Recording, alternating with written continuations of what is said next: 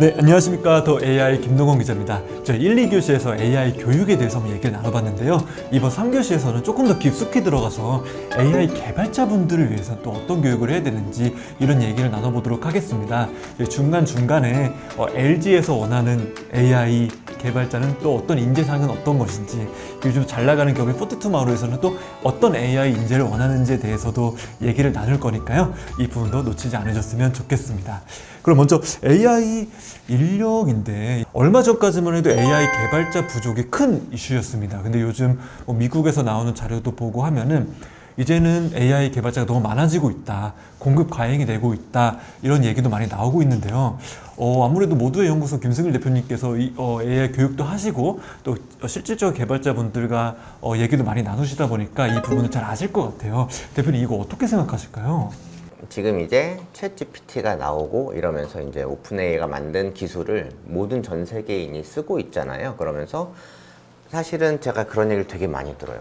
조금 작은 회사들은 우리가 지금 인공지능 기술 개발해서 저거보다 더 잘 만들 수 있냐, 우리는 이제 개발 안 해도 되는 거 아니냐 라고 생각하면서, 그러면은 기업 내에서 인공지능 수요가 떨어진 거 아닌가, 그러면은 지금 뭐 인공지능을 개발자가 되고 싶어 하는 분들에게 교육을 많이 시켜서 많은 인공지능 개발자를 배출한다고 해서 이게 기업에서의 수요가 그보다 떨어지는 거 아닌가라는 이제 우려 같은 것도 많이 나오는 것 같아요. 그래서 저는 어떤 특정 한 분야를 본다면은 분명히 그런 게 일어날 수는 있다고 봅니다. 근데 세상에는 분야가 너무 많아요.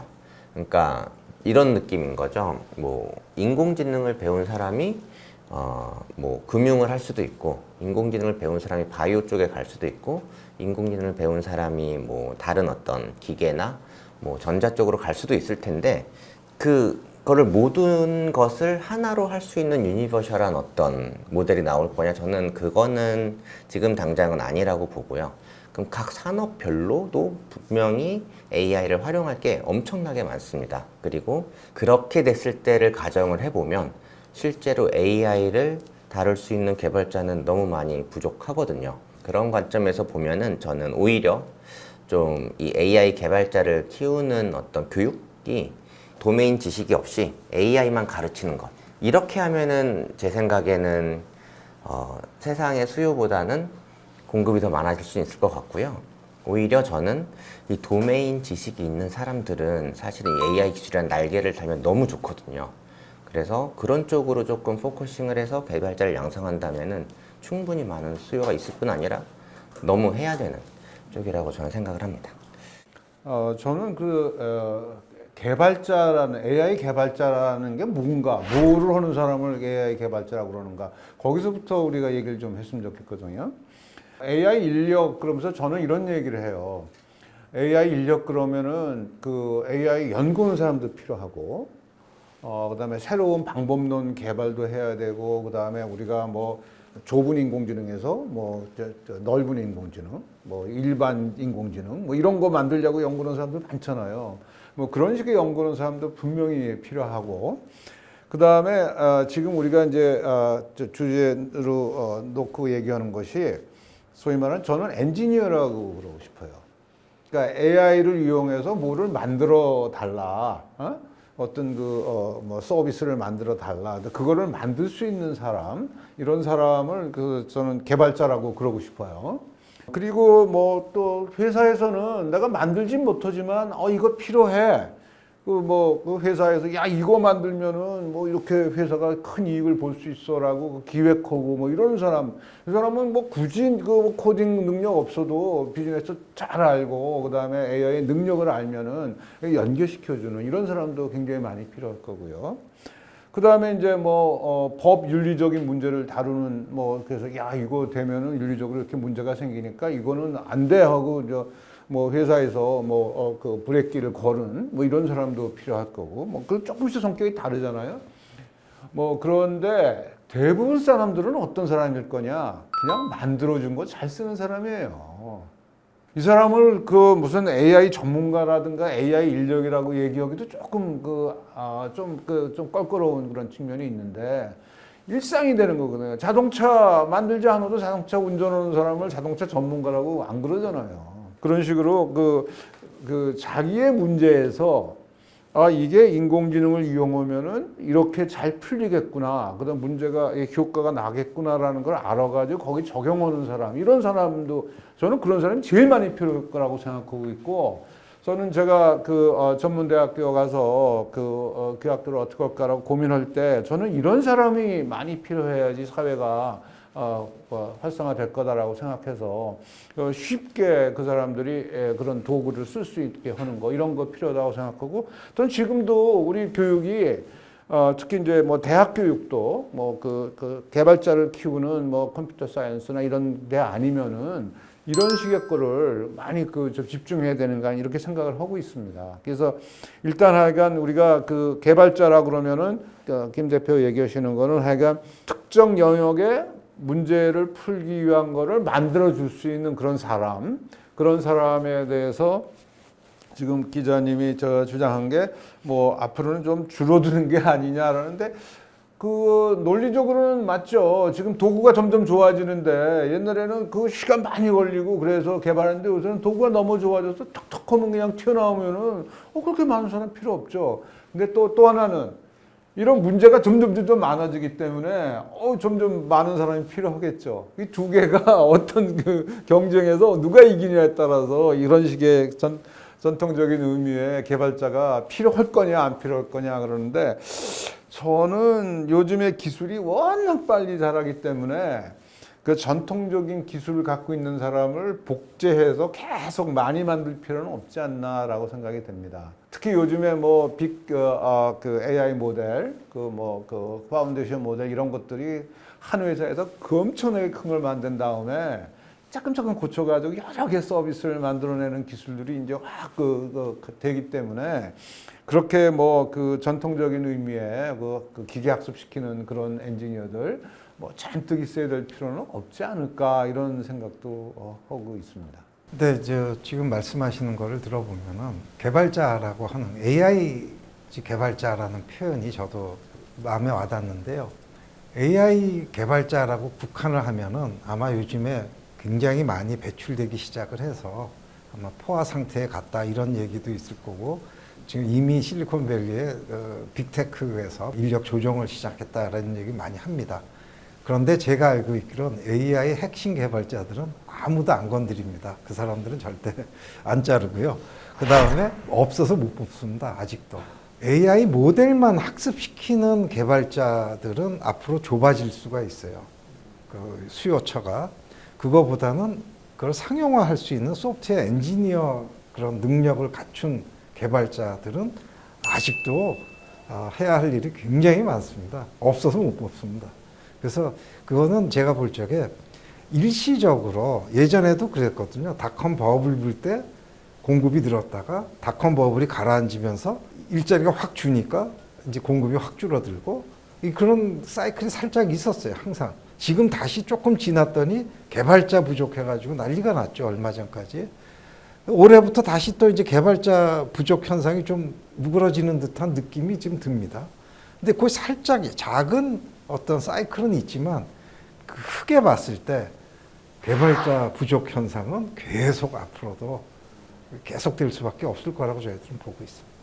저는 지금 이런 상황들이 어떻게 보면 이제 스마트폰 초기 나왔을 때 앱스토어 그때랑 양상이 비슷하다고 보고 있거든요. 짧은 기간 내에 폭발적으로 이렇게 수요가 급증하고 있는 건데, 근데 문제는 이제 AI 개발자를 진짜 AI를 개발하는 사람을 AI 개발자라 할 거냐, 아니면은 이제 만들어 놓은 AI를 사용할 줄 아는 개발자를 이제 AI 개발자라 할 거냐라는 부분도 있는 것 같아요. 그래서 지금 우리가 전체적으로 사회적으로 보면은 어떻게 보면 이제 AI를 개발하는 쪽보다는 AI를 사용할 줄 아는 사람을 이렇게 저변 확대하고 양산하는 쪽으로만 너무 집중돼 있는 것 같아요.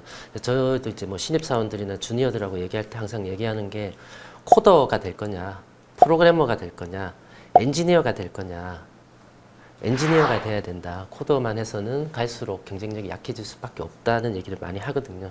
지금 또 우리나라 전체적으로 보면은 이제 AI를 개발한다는 사람들이 이제 남들이 만든 거 가져다 붙이는 거를 이제 AI 개발자라고 한다면은 갈수록 결국은 경쟁력이 떨어질 수밖에 없고, 저는 그 부분은 이제 개인만의 문제는 아니고 기업이 됐던 그게 결국은 국가 경쟁력에도 영향을 많이 미친다고 보거든요. 특히 뭐 AI 관련해서 일종의 이제 챗GPT 같은 거는 이제 슈퍼 모델들이 계속 나오고 있고 또 노코드가 됐던 로우코드 같은 형식으로 하고 실제로 저희가 개발하고 있는 기술 중에 하나도 NL2 SQL이라고 해서 이제 내추럴 자연어로 이야기를 하면은 데이터베이스 액세스하는 콜이문을 그냥 만들어주는 거를 제가 만들고 있거든요. 그러면은 데이터베이스 개발자가 필요 없어지는 그런 쪽으로 가고 있기 때문에 결국은 핵심 경쟁력을 가지고 있는 부분들을 집중해야 된다고 보고요. 그리고 뭐 한 맥락에서 측면에서 보자면 어쨌건 AI 기술은 당분간은 어쨌건 끊임없이 계속 발전하고 지속적으로 필요할 거고 그러면은 수요는 계속 많아질 거기 때문에 일종의 뭐 엔지니어라고 표현했던 핵심 기술을 개발하는 인력들도 계속 양성을 많이 해야 되고 또 그거를 특히 이제 각 산업 분야 전문 도메인에서 융합해서 쓸 수 있는 그런 AI 개발자들도 좀 저변을 계속 확대하는 쪽으로 두 트랙을 동시에 해야 되지 않을까 저는 그런 생각을 가지고 있습니다. 우리가 논리적으로 한번 생각해 봅시다. 그 생산성이 올라가요, 도구가. 그런데 일이 픽스돼 있으면 생산성이 올라갔으니까 그 인력이 덜 필요한 거 아니에요. 그렇죠? 제가 처음에 컴퓨터 코딩할 때는 어셈블러 랭귀지라는 거로 코딩을 했습니다. 진짜 고생, 많은 시간을 써야지 이만큼밖에 일을 못 했거든요. 그러니까 그런 사람들이 많이 필요했는데, 그 언어가 좀 더 하이 레벨로 가면서 굉장히 그냥 그 많은 일을 할 수 있었어요. 그런데 프로그래머가 계속 늘어났어요. 왜냐? 그래서 세상이 이제 그런 쪽으로 막 그래서 대부분 일이 다 프로그램으로 문제를 풀어버리니까 많이 필요한 거죠. 지금도 그 연구 개발하는 그런 과정이 예전에는 별의별 방법을 다 썼는데 요새 그것이 그 머신러닝이라는 방법으로 균질화되고 있어요. 요새 데이터 모아가지고 그 기계학습 거기다 집어넣어버리면 지가 지식을 막 창출하고 막 이러는데 굳이 그냥 옛날 방법으로 무슨 머리 써가지고 그럴 필요가 없는 그런 문제들이 점점 많아지거든요. 그리고 지금 이제 우리가 여기서 논의하는 것 중에 이거 단순한 게 그 머신러닝만 쓰는 거 아니고 우리가 복잡한 모델을 만들어야 돼라고 하는데 그게 이제 딥러닝도 마찬가지 아닙니까? 거기도 CNN 몇 가지 종류가 거의 그냥 다 석권을 해가지고 이상하게 좀 변형하는 거 별로 큰 역할을 못 해요. 그 균질화가 되어 있어요. 그 방법론 자체가. 이것을 심화시킨 게 이번에 이제 아주 큰 빅모델들이죠. 이제는 이제 그거 데이터도 훈련시킬 필요가 없다는 거 아니야. 다 우리가 해놓을 테니까 너희는 갖다 쓰기만 하는 거 아니야. 그래서 그게 현상으로 가고 있습니다. 그래서 우리가 AI 연구하는 분들이 그다음에 AI가 그런 트렌드로 가고 있는데 논리적으로 이런데 계속 연구 개발자는 더 필요할 겁니다라고 하는 거는 글쎄 이거 아까 얘기했지만 그 필요로 하는 일의 수요가 늘어나는 거하고 개발 생산성이 늘어나는 거고 이거의 경쟁이 되겠죠. 근데 저는 지금까지 역사를 봤을 때 생산성이 굉장히 빨리 성장을 하기 때문에 지금 하는 모델 만드는 엔지니어들 필요는 하겠죠. 새거도 만들고 현장에 적응시켜야 되기 때문에. 그러나 기존 새로운 그런 균질화된 모델들을 이용해서 진짜 필요한 거는 현장을 이해하는 도메인 엔지니어가 필요한 거죠. 그런 엔지니어들을 갖다가 우리가 AI 엔지니어라고 그럴래 조금 성격이 다른 거예요. 거기에 대해서 제가 하나 덧붙이면요. 김 박사님이 말씀하신 거는 지금 굉장히 큰 거 잘하는 게 나온 거는 데이터가 이미 이미지 데이터, 그죠? 영상 데이터 또는 랭귀지 데이터, 텍스트 데이터입니다. 그걸로 그런 큰 모델 만드는 것이 어느 정도 이제 우리가 가능성을 본 거죠. 잘할 수 있다. 근데 이제 앞으로 정말 많은 또 다양한 분야가 있거든요. 이제 그런 것들을 우리가 어떻게 할 거냐라는 거예요. 예를 들어서 과연 법도 텍스트 같지만 또 다르거든요. 그 다음에 예를 들어서 그러면 챗GPT 갖고 법 좀 하면은 되냐? 모르죠. 이제 어떤 식으로 해야 될지. 근데 그것뿐 아니라 예를 들어서 생산 현장이라든가 산업계라든가 농업 현장이라든가 그런 데서 나오는 데이터를 가지고 큰 거를 만들 수 있을까? 예를 들어서 신물질 만드는 거 한번 생각해 볼까요? 예를 들어서 내가 특정 온도에도 안 녹고 접착력이 어느 이상 되고 이런 물성을 가진 고분자 한번 만들어 봐. 그러면 얘가 대답할까요? 그런 거 하려면은 거기에 맞는 데이터를 가지고 학습을 시킨 어떤 모델이 필요하거든요. 이제 제가 왜 이런 말씀을 드리냐면 이제 시작이라는 겁니다. 그런 그 대형 전문 AI를 만드는 것도 이제 우리가 영상하고 텍스트 데이터를 가지고 쓸만한 걸 만들었으니까 이제 과연 의학 데이터, 신물질 데이터, 예를 들어서 어떤 것이 갈까요? 아마 제 머릿속에 이제 몇 가지가 있는데 그런 식으로 이제 모든 분야에서 AI를 적용하려면 어떤 데이터를 어떻게 학습해야 되지? 하는 거를 할 줄 아는 그런 엔지니어들이 마구 나와야 돼요. 그게 이제 도메인 날리지라고 얘기할 수도 있는데 그거와 결합해서 쓸 수 있는 AI 엔지니어. 지금 사실 MIT에서 칼리지 오브 컴퓨팅을 만들었을 때 거기에 50명의 새로운 교수직을 하는데 그게 전부 AI 플러스 X거든요. 그 사람들은 AI 전문가인데 그 사람들은 전부 어떤 새로운 영역에다가 AI를 적용하는 거를 연구하는 젊은 엔지니어들을 교수로 뽑습니다. 새로운 분야를 개척하는 거죠. 그런 것이 앞으로 늘어날 거라고 생각합니다. 확산될 거라고 생각하고 그것이 확산되면 지금 여러분이 보시는 것보다도 훨씬 더 진짜 새로운 것이 거의 뭐 여기저기서 나올 거라고 저는 생각을 합니다. 저도 이렇게 생각을 해서 아까 전에 도메인 지식이 있는 사람들이 정말 AI를 배우면 이게 날개를 달 수 있는 무기가 된다라는 게 정말 모든 산업 분야에 들어갈 거기 때문에 저도 비슷한 의견을 좀 갖고 있었어요. 예.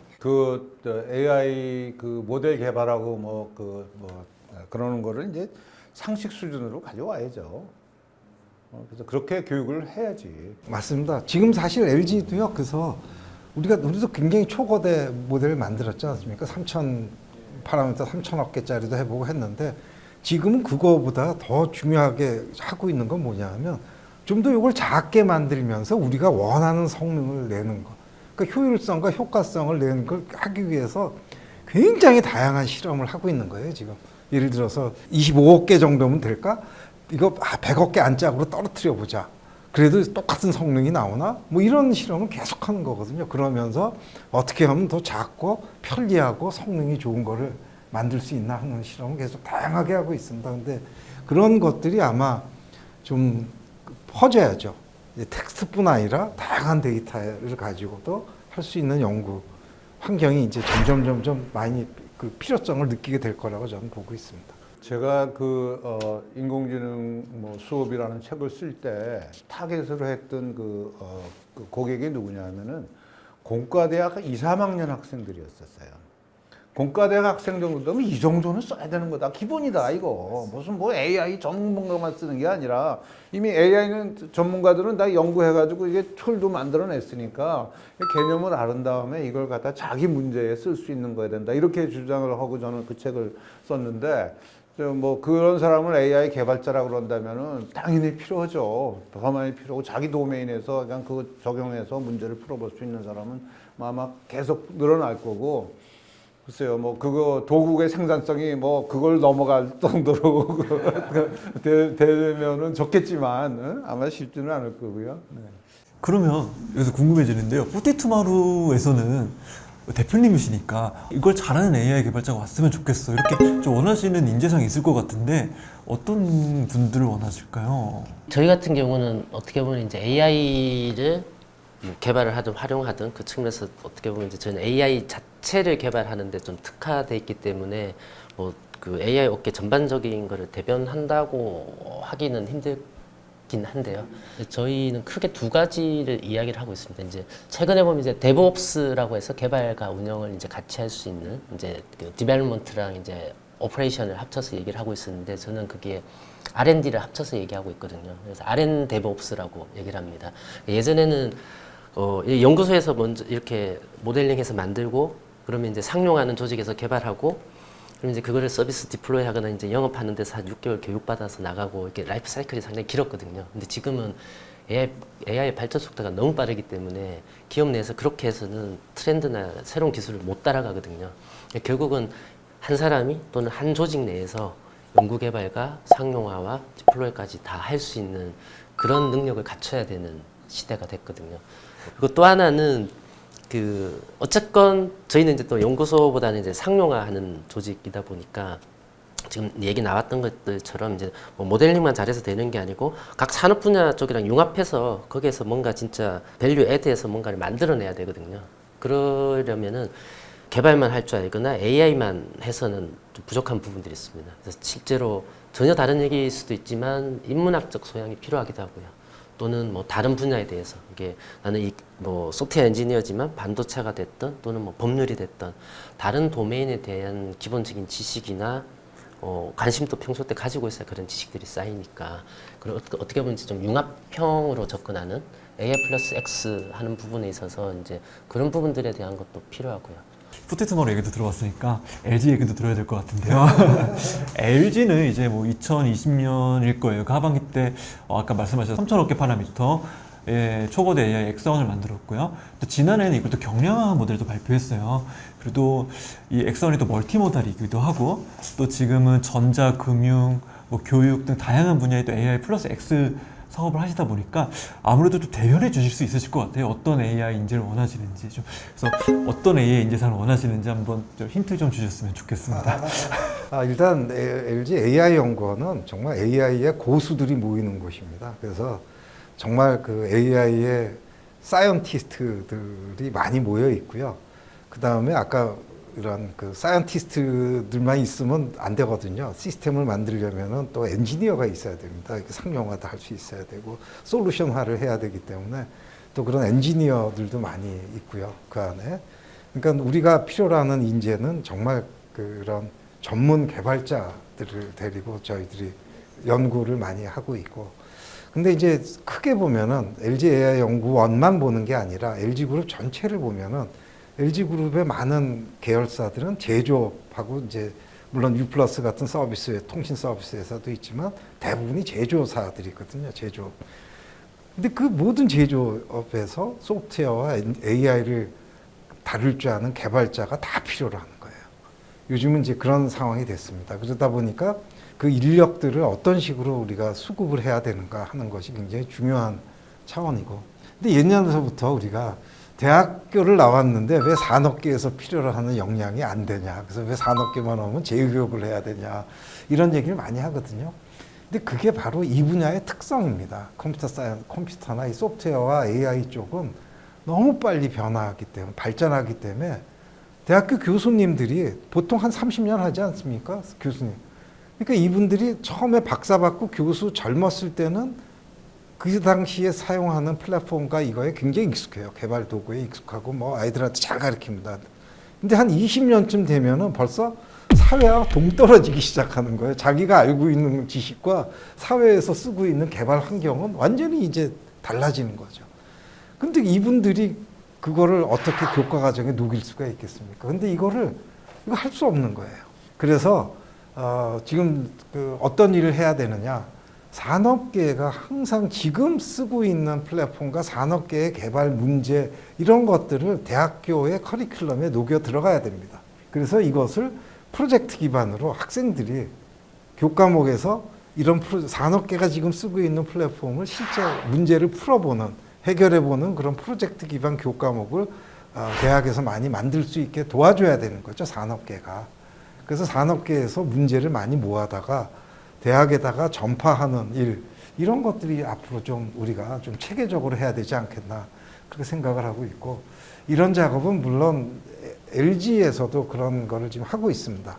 LG 우리가 해커톤도 하고 있고 에이머스라고 하는 프로그램도 하고 있는데 그거 말고도 제가 사실은 LG뿐 아니라 이노베이션 아카데미라고 하는 조직을 제가 운영을 하고 있는 그건 정부 조직입니다. 정부에서 지원해서 한 근데 제가 이사장을 하고 있는데 거기를 좀 통해서 그런 산업계에서 요구하는 그런 문제들을 좀 모아다가 어떤 대학 교육에다가 제공할 수 있는 그런 온라인 플랫폼을 좀 개발하는 그런 작업도 제가 지금 하고 있습니다. 그래서 그것이 잘 되면은 좀 산업계와 대학 교육의 갭을 줄일 수 있는 그런 좋은 일이 되지 않을까 하고 지금 기대를 해보고 있습니다. 저도 대학에 오래 있었습니다만 하여간 그 현장에서 쓸 수 있는 사람을 못 키운다는 비난을 워낙 오랫동안 들었던 사람 아닙니까? 근데 그게 그 현장이 또 현장되는 대로 굉장히 기술이 빨리 변하잖아요. 특히 이제 도구 같은 거 이런 거를 대학에서 좀 쓸 수 있게 기회를 줘야 돼요. 근데 대학에 있는 교수님들은 또 남이 만든 도구 써서 이렇게 그거 해보는 거 그거 별로 이렇게 즐거워지도 않고 자기 논문 쓰는데 도움도 안 된다고 생각하거든요. 그러니까 그쪽엔 관심이 없어요. 근데 학생들은 도구를 쓰고 도구를 이용해서 뭘 해보고 그래 손에 이제 익어야지 나가서 금방 하는데 현장 나가가지고 그때부터 이제 그 회사에 쓰는 도구를 배우고 그러니까 너무 힘든 거예요. 그래서 그때 이제 정부에 가서 야, 그 도구를 좀 정부가 좀 제공해라. 그 대학에다가 도구를 좀 나눠줘라. 그 예산 갖고 뭐 이상한 연구비라고 해서 나눠주지 말고 도구 좀 공급해라. 이런 주장도 많이 했었습니다. 그래서 그런 게 진짜 필요한 것 같아요. 뭐 다 아시지만 콜랩 같은 거 지금 AI 뭐 개발한다고 하면 콜랩 갖고 해야지. 그거 자기가 만든 뭐 툴, 뭐 소프트웨어, 뭐 모듈 갖고 만드는 게 무슨 의미가 있습니까? 근데 대학 교수님들이 뭐 그 학생 콜랩 가르치고 앉는 그거 안 할 거거든요. 자, 뭐 고상한 모델 만든다고 연구하고 계시지. 그래서 우리 교육 자체가 그 산업하고 연관되는 그런 거를 가르치는 뭐 그런 쪽으로 좀 이렇게 방향이 틀어져야지 기업에 계신 분들이 그 대학에서 졸업한 학생들을 좀 이렇게 쉽게 활용할 수 있게 될 게 아닌가라고 생각하고 있고 제가 하여간 항상 그 실용적 소프트웨어 교육을 합시다라고 떠들었고 요새는 이제 소프트웨어 교육이란 말보다도 인공지능 교육이 더 옆이로니까 실용적 인공지능 교육을 좀 합시다 그런 얘기를 좀 많이 하고 있는 사람입니다. 네. 사실 전국의 대학에 신입 그 학생들이 매년 한 15,000에서 2만 명이 소프트웨어나 AI 그 학과로 들어오는데 관련 학과로 들어온다고 하니까 그 정규 교육만 잘 우리가 제대로 돌아갈 수 있게 만들려도 국내에 있는 소프트웨어나 AI 엔지니어를 많이 잘 키울 수가 있습니다. 근데 이게 쉽지 않거든요. 그 전체 전국에 있는 대학을 다 도와주려면 플랫폼이 필요합니다. 사실은. 그래서 이런 도구 말씀 주셨는데 그 도구를 써서 하는 프로젝트 문제도 만들어줘야 되고 데이터도 만들어줘야 되고 이런 거를 어떤 플랫폼을 통해서 전체 대학에다가 공급해 줄 수 있는 그런 어떤 체계를 잘 갖추는 게 앞으로 우리가 인재 양성이나 이런 데 그 굉장히 중요한 일이 되지 않을까 지금 그렇게 생각을 하고 있습니다. 실제로 학교에서 보면은 저희 같은 필드에 있는 사람들을 잘 활용하시는 것도 도움이 될 것 같거든요. 저도 이렇게 강의 요청이 오면은 다른 일반 강의는 저도 이제 일정 보고 갔을 때 사실 그분들한테 도움이 될까도 있지만 회사에 도움이 되는가 뭐 이런 것도 고민하는데 학교에서 대학에서 특강 요청 오면 저는 일정 조정해서라도 가거든요. 그래서 제가 뭐 기술적인 얘기는 교수님들이 오히려 더 잘하시니까 저는 이제 저희가 하는 이런 저희가 개발하고 있는 언어 인공지능을 전자 쪽에서는 어떻게 적용했는지, 뭐 엔지니어링 분야는 어떻게 하고 있는지, 금융 쪽에는 어떻게 적용했는지, 뭐 의료 쪽이나 법률은 어떻게 하는지 이런 식으로 실제 사례들을 가지고 어떤 기술이 어떻게 적용되고 있다 이런 것들을 설명을 이렇게 공유하는 자리들을 많이 가지거든요. 그리고 교수님들도 그렇고 학생들이 상당히 반응이 좋습니다. 이렇게 이론적으로 배우고 본인들이 하던 거를 실제 산업 현장에서 필드에서 어떻게 하는지를 보게 되면 이게 좀 더 와닿는 거죠. 본체가. 그래서 저는 그래서 대학에서 강의 요청 오는 거는 가능하면 무조건 가는 쪽으로 하는데 학교에서도 그런 저처럼 이제 필드에 있는 분들을 잘 활용하시는 것도 도움이 되지 않을까 그런 생각도 듭니다. 제가 그 재능대학에 있을 때는 네이버 클로바 도움을 많이 받았어요. 거기에 API가 너무 좋은 게 많잖아요. 그래서 그거 가지고 뭐 만들어 보자. 그래서 뭐 삼행시 쓸 수 있는 뭐 앱도 만들고 뭐 그런 식으로. 어떤 대학 교육에서 또 네이버 클로버가 많이 도움을 주셨으니까요. 다음에 하정우 소장님 꼭 오셔서 얘기 한번 해주셨으면 좋겠다. 하정우 소장님 나와주세요. 그리고 저희 대학교 교육을 얘기 많이 했는데 사실 대학에서 소외됐거나 혹은 대학에서 좀 부가적으로 교육을 받고 싶으신 분들은 또 그분들이 문을 두드리는 곳이 모두의 연구소일 거고 또 아이펠일 것 같아서 아이펠에서는 제가 알기로는 또 현장 실무형 교육, 뭐 실용 교육도 많이 하시는 걸로 알고 있거든요. 그래서 현재 어떤 교육을 좀 주로 하시는지 좀 말씀해 주실 수 있으실까요? 네, 저희 모드연구소가 하고 있는 AI 학교 아이펠에서는 거의 대부분 프로젝트 기반으로 이제 학습을 하게 하고 있어요. 그래서 저희는 노드라고 부르는데 그게 프로젝트 하나라고 생각하시면 되고 이 노드를 계속 풀어나가면서 이제 배우고 있습니다. 그래서 이 노드라는 게 이제 누가 만드냐라고 하면 저희 이 모드 연구소라는 연구 커뮤니티에 오시는 많은 분들이 있거든요. 기업체에서도 오시고, 뭐 교수님도 오시고, 뭐 스타트업 대표님도 오시고 다양한데 이분들 중에서 저희가 좋은 교육 교재 프로젝트를 만드실 수 있는 분들 저희가 섭외를 해가지고 대략 한 6, 70명 정도 되는 컨텐츠 크리에이터 전문가 분들이랑 같이 만들어서